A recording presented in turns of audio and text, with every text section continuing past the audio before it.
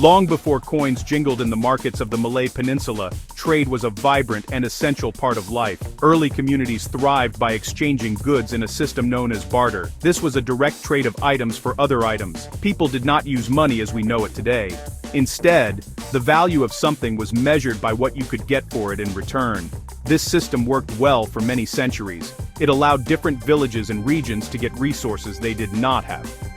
For example, coastal communities would trade salt and dried fish with inland communities for forest products like resin, rattan, and aromatic woods. This created a network of interdependence and connection across the land. The items used for barter were diverse and reflected the rich natural resources of the region. Spices, such as cloves and nutmeg, were highly valued. So were exotic jungle products like rhinoceros horns, beeswax, and camphor. These goods were not just traded locally but were also sought after by foreign merchants. On a smaller, more local scale, everyday items were also used for exchange. Baskets of rice, bundles of cloth, and livestock like chickens or goats served as common forms of payment. The value of these items was generally understood by everyone in the community, which made trading a smooth and predictable process for daily needs. This system of barter was not just about simple exchanges between neighbors, it was the foundation of a complex economic web that connected the entire Malay archipelago. People from different islands and coastal settlements would meet at designated trading posts. These places, often located at river mouths or in safe harbors, grew into bustling centers of commerce. The success of this trade depended on trust, established relationships, and a shared understanding of the value of goods. It was a personal and direct way of doing business, very different from the anonymous transactions that coins would later make possible. The barter system laid the groundwork for the more sophisticated economies that would follow. The Malay Peninsula's strategic location made it a natural crossroads for international maritime trade routes. It connected the great civilizations of China to the east, and India and the Middle East to the west. This geographical advantage meant that local traders were not only dealing with each other, but were also interacting with merchants from distant lands. These foreign traders were very interested in the unique products of the peninsula. They brought their own goods to trade, such as silks from China, cotton textiles from India, and glassware from the Middle East.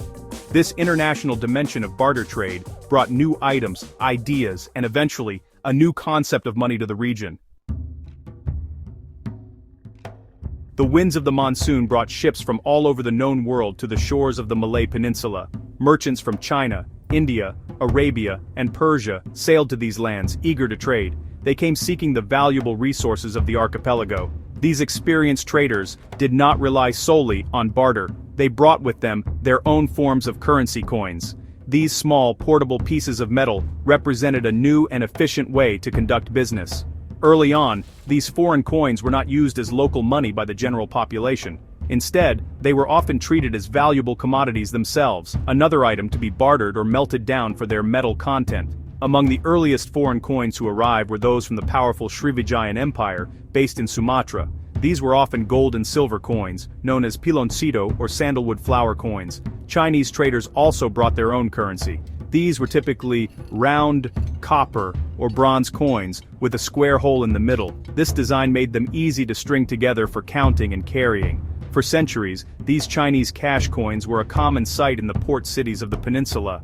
Their presence shows the long and continuous history of trade between the Malay world and China. The local people saw how these coins made trade faster and easier. The arrival of these coins slowly introduced the concept of a standardized medium of exchange. Unlike barter, where two people had to agree on the value of different goods, coins had a set worth. This made large-scale transactions much simpler. A merchant could sell his spices for a set number of coins, and then use those coins to buy other goods from different sellers. This was much more convenient than trying to trade a large shipment of pepper directly for a boatload of silk.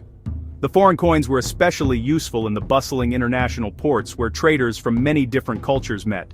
They provided a common language of commerce that everyone could understand.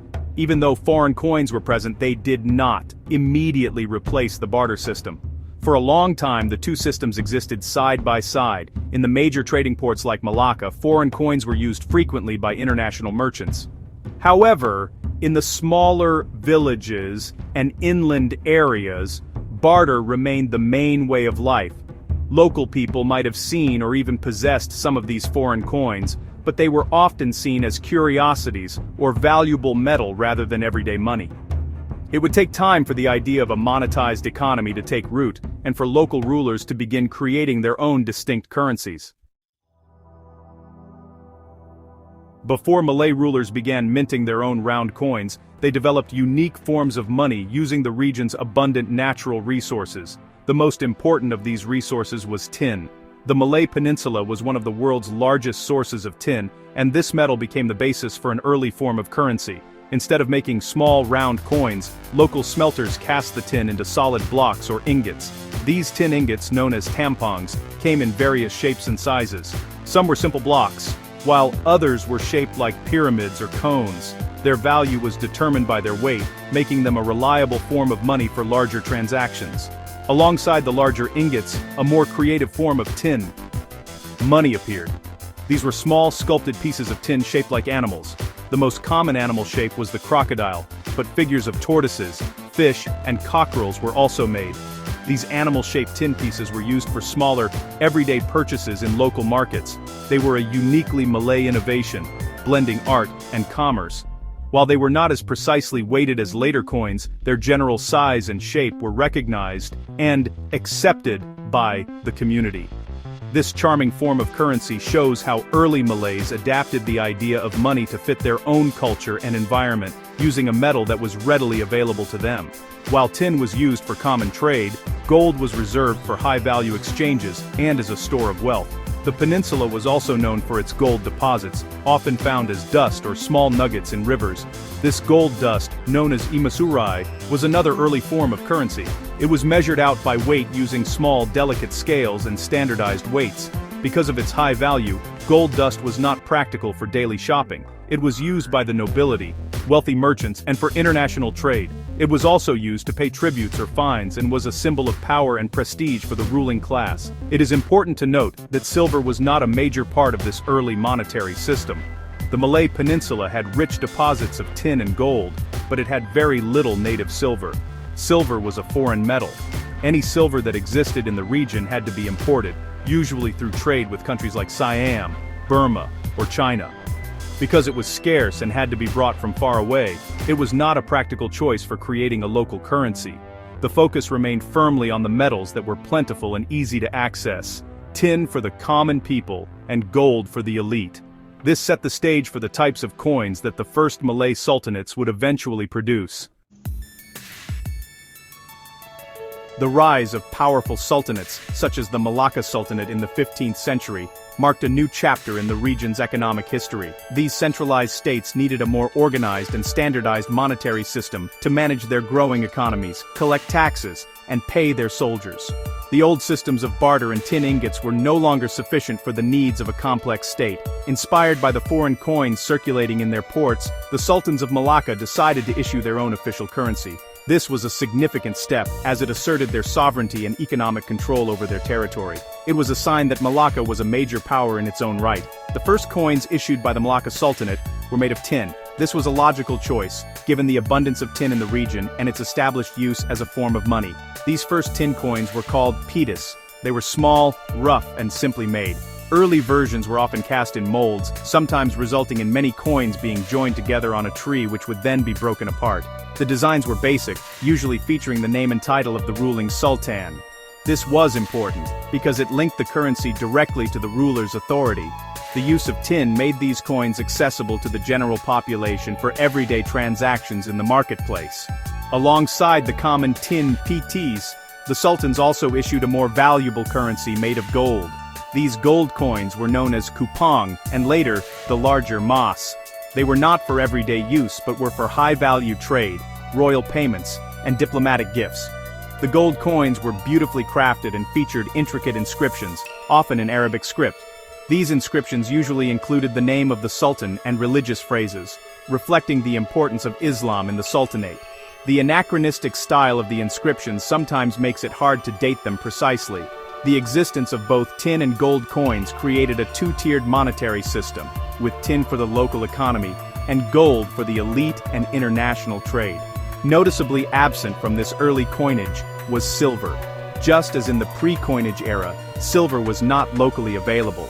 The sultanates of Malacca and its successors, like Johor, continued to rely on tin and gold, the metals they could control and source from their own lands. Foreign silver coins, like the Spanish silver dollar, continued to circulate in the ports, but they were treated as foreign currency or bullion. The idea of minting a local silver coin had not yet taken hold. The economic and geological realities of the peninsula meant that the first official, locally produced coins would be made of tin and gold, setting a precedent that would last for many years. The story of Malaysia's first silver coin begins not in the great trading centers of the Straits of Malacca, but further north, in the states of Kelantan and Patani. These two neighboring kingdoms, culturally and politically intertwined, were pioneers in the use of silver for coinage in the Malay world. Around the late 16th or early 17th century, these northern sultanates began to mint a small silver coin. This coin was known as the kupang. Interestingly, this name was traditionally used for small gold coins, but here it was applied to a coin made of silver. This was honestly a revolutionary step in the numismatic history of the region. These first silver coins were very small and thin, often irregularly shaped. They were not made with the advanced machinery of European mints. Instead, they were produced using simple, traditional methods. A small blob of silver, carefully weighed, would be placed on a die. It was then struck with a hammer that held the other die, impressing the design onto the metal. Because this process was done by hand, no two coins were exactly alike. Some were struck off-center, others had weak strikes and their weights could vary slightly. These imperfections are part of their historical charm and really tell the story of their creation. The design of the silver kupang was simple, yet elegant. On one side, known as the obverse, the coin was inscribed in Arabic script with the phrase Malik al-Adil, which means the just ruler. This was a title used by many Muslim rulers and did not refer to a specific sultan. This makes it difficult to attribute the coins to a particular reign. The other side, the reverse, was often left blank or had a simple pattern of dots or floral designs. The use of Arabic script and an Islamic title shows the deep influence of Islam on the rulers of Kelantan and Patani. The coin was a symbol of both their economic power and their religious identity. The weight of these silver kupang was based on a local system, averaging around 0.6 grams. Their value was linked to the more established gold currency. It took a certain number of silver kupang to equal the value of one gold kupang. This shows that even with the introduction of silver, gold remained the ultimate standard of value. The creation of this small silver coin was a significant innovation. It filled a crucial gap in the monetary system, providing a coin that was more valuable than the common tin pitties, but more practical for trade than the high-value gold coins. It was the beginning of a new era for currency in the Malay states. The reason silver coins appeared so much later than gold and tin coins in the Malay Peninsula is, well, actually a simple matter of geology and economics. The region was naturally blessed with vast deposits of tin and significant sources of gold. These metals were readily available and could be mined and processed locally. Early rulers and their subjects used what they had in abundance. Tin was perfect for low-value everyday currency, while gold was ideal for high-value transactions. And, demonstrating wealth. The entire economic system was built around this dual metal foundation. There was no pressing need to seek out a third metal for coinage. Silver, in contrast, was not a native metal to the Malay Peninsula. There were no significant silver mines in the area. All silver had to be imported from other countries. Major sources of silver in Asia included Japan, Burma, and China's Yunnan province. To obtain silver, Malay traders had to exchange their local products, like spices, tin, and gold, for it.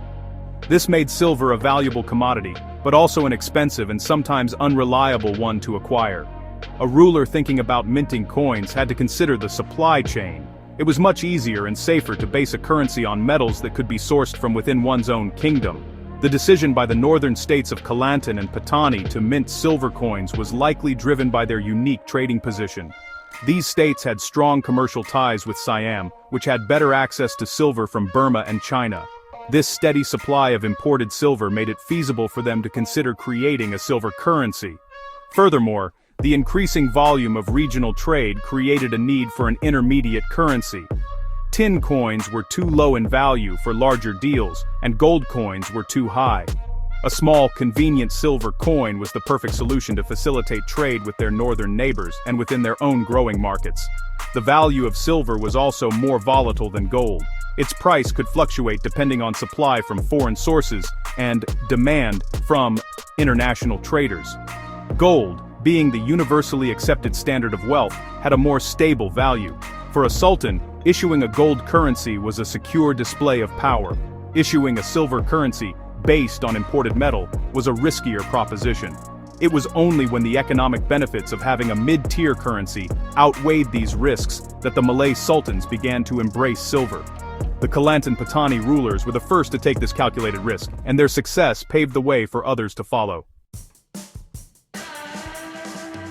The success of the silver kupang in Kelantan and Patani did not go unnoticed by other Malay states. Seeing the usefulness of a mid-value coin for trade, other sultanates began to issue their own silver currencies. The idea slowly spread southward and across the peninsula. States like Kedah and Terengganu, which were also located in the north and involved in regional trade, began minting their own versions of silver coins. These coins often resembled the original Kelantan-Patani model in size and weight, but they featured the names of their own respective sultans. This created a variety of silver coins circulating in the northern part of the peninsula. The primary use of these new silver coins was to facilitate trade. They were the perfect currency for medium-sized transactions. A merchant could now buy a sack of rice or a roll of cloth with a handful of silver coins, which was much more convenient than carrying a heavy bag of tin pities or breaking down a valuable gold coin.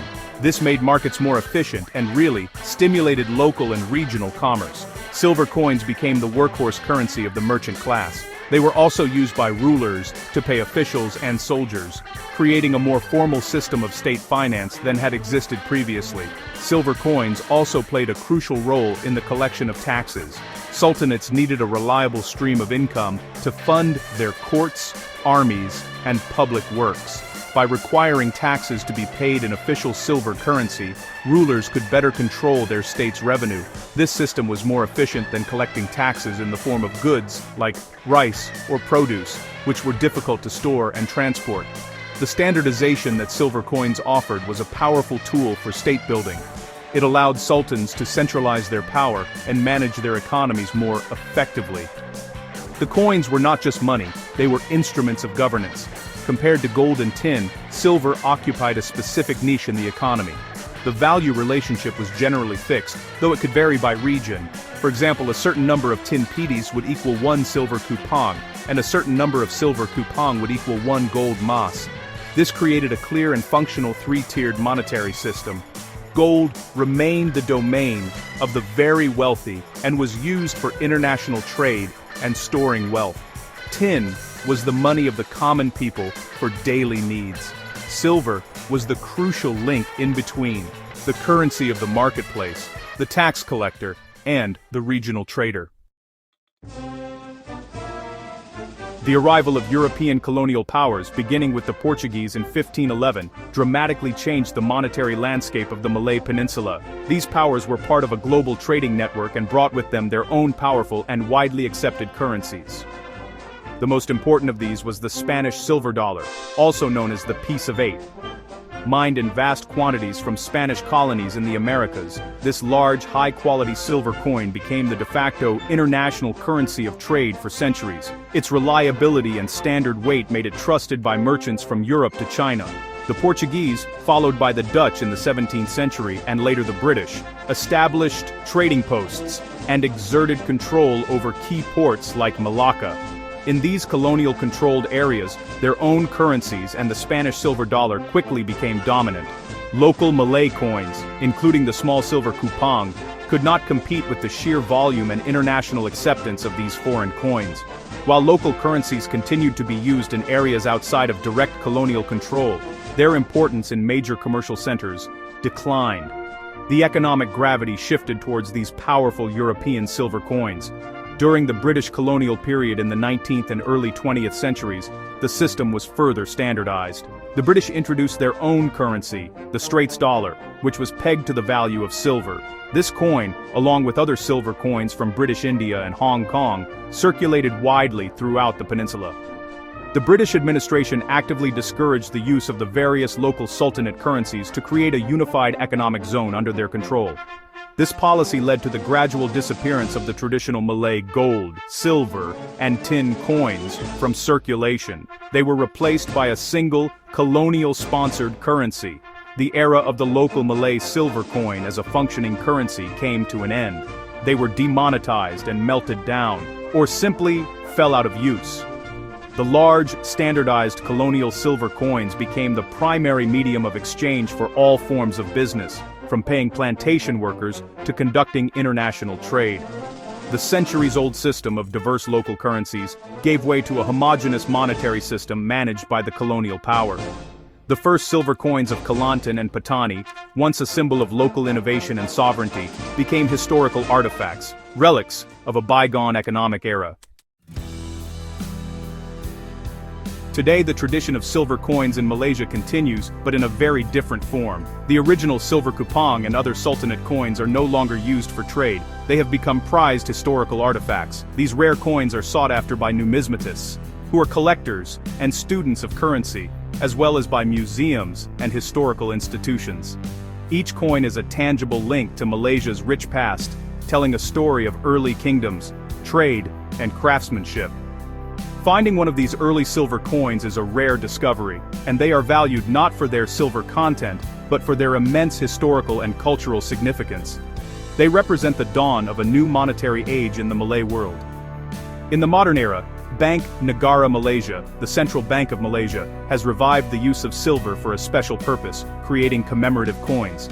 These are not intended for general circulation, but are minted to mark significant national events, anniversaries, or to celebrate Malaysia's unique culture and natural heritage. These modern silver coins are works of art, produced with advanced minting technology. They feature highly detailed and beautiful designs, often showcasing national symbols like the hibiscus, the Malayan tiger, or important historical landmarks. They are legal tender, but their actual value far exceeds their face value. These commemorative silver coins are issued in limited quantities, making them valuable collector's items. They are popular among both local and international collectors who appreciate their beauty and the stories they represent. The value of these coins can increase over time, making them a form of investment as well as a hobby. They are often sold in protective cases with a certificate of authenticity, highlighting their special status. This modern practice honors Malaysia's long numismatic history, connecting the high-tech minting of today with the hand-hammered silver kupang of the 16th century. It keeps the legacy of silver coinage alive for a new generation. In conclusion, Malaysia's first silver coin, the Kelantan-Patani kupang, holds a vital place in the nation's history. It represents a key moment of economic innovation and sovereignty. It bridged the gap between low-value tin and high-value gold, creating a more flexible and robust monetary system that fueled trade and state building. Although it was eventually replaced by powerful colonial currencies, its legacy endures, from a simple, hand-struck piece of metal to a treasured artifact, and the inspiration for modern commemorative issues. The story of Malaysia's first silver coin is a journey through time. It reflects the economic resilience, cultural identity, and political evolution of the nation itself.